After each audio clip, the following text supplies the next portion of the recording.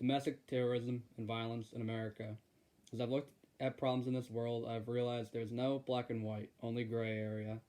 I could waste 10 minutes reading examples of this, but in this conversation, I'll only focus on one. That is the idea that people who commit crimes, such as school shootings and bombings, are born evil and wicked people.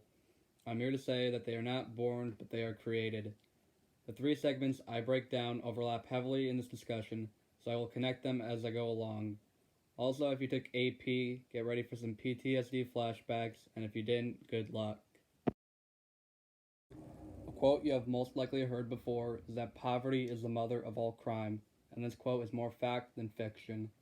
NSU published a psychological study of radicalized Westerners, i.e., domestic terrorists, KKK, and school shooters, and it said that these people had feelings of deep-rooted inequality and oppression, such as poverty. There are biological factors that relate to people committing these crimes and creating people who do. Humans and other primates are great at relieving stress, not only mental but physical stress, such as hunger and pain, through aggression. Common examples of this is when you're hungry, you're angry. Think of Lauren before lunch, or Brady having a rough day. Taylor says something, he wants to put his fist through a wall. Baboons give insight to the biological reasoning. If a high-ranking male loses a fight, he will proceed to beat a lower-ranking male or female, and the more the baboon does this, the lower his glucocorticoid levels are.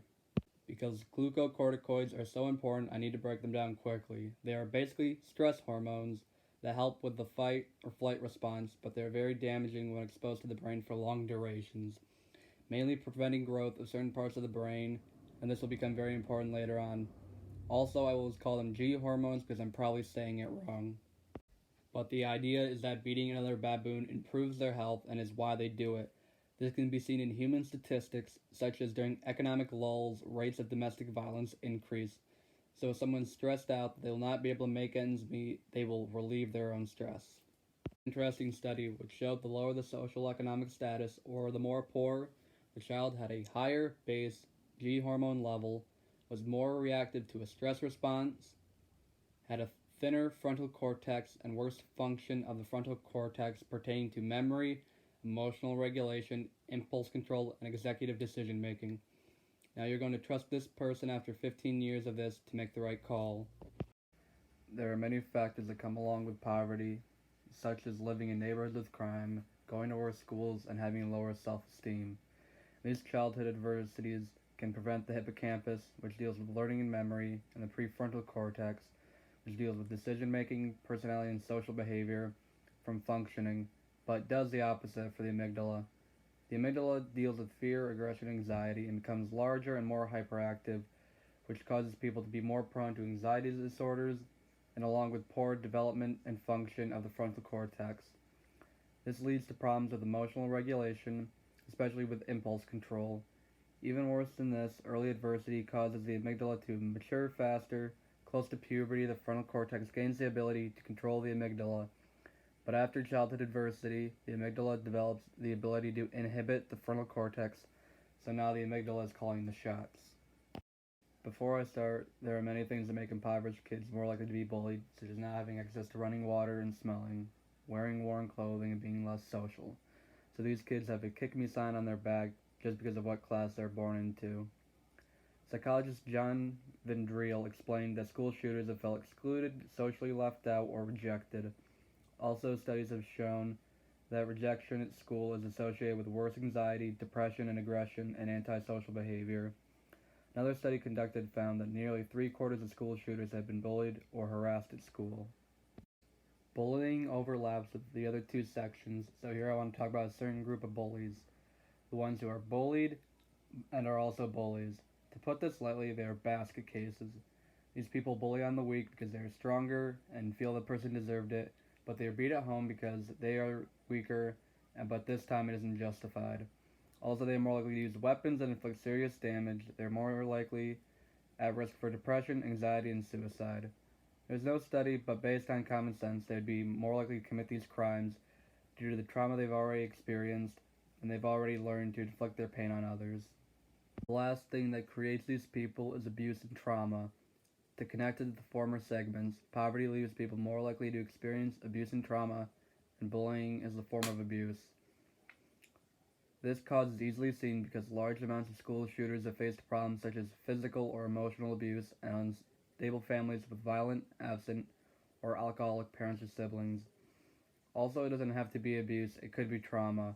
A great example of this is the Parkland shooter, where his adopted mother died due to the flu a few months before the shooting, and his adopted father had already died when he was young. The damage is mainly caused by G hormone and other effects that come along with long term stress. Many species who experience early life stressors produce kids and adults with higher levels of G hormone and have hyperactivity of their sympathetic nervous system, which controls involuntary responses to high risk problems. Also, the average G hormone levels are increased and their recovery to normal levels are slower. This means that their stress response is always on, so they're triggered by less of a stimulus and it takes longer for them to relax. To give an idea of what this looks like, think back to junior year. You're always stressed out and a mess all the time, and any inconvenience such as having chicken for lunch again or getting a bad grade, you felt like flipping a table. In development, an example of this is that abused children that develop PTSD have decreased volume of the hippocampus later in life. Even scarier is that decreased growth of the hippocampus can be seen as soon as months after the abuse. Two other effects of G hormone that need to be mentioned is that it decreases activation of the medial prefrontal cortex during processing of faces, meaning that they do not read emotions well. That is not a good thing, especially when you are ready to react all the time. Also, increased G hormone causes an increased amount of other hormones to the prefrontal cortex, causing a chicken with its head cut off response, while there is increased signaling to the amygdala, again showing how the amygdala is in control when it shouldn't. I'm going to give a scenario to show why there's a continuous problem in our society.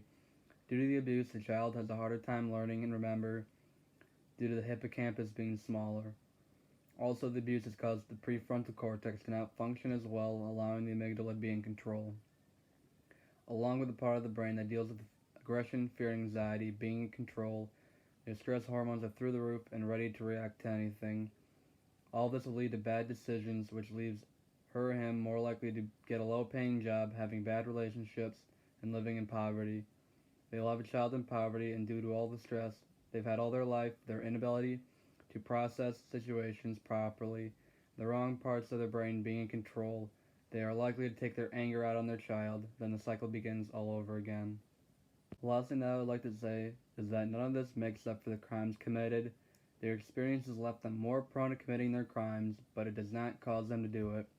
But this should make everyone more understanding and considerate of people's actions and behaviors because no one really knows what another person is going through.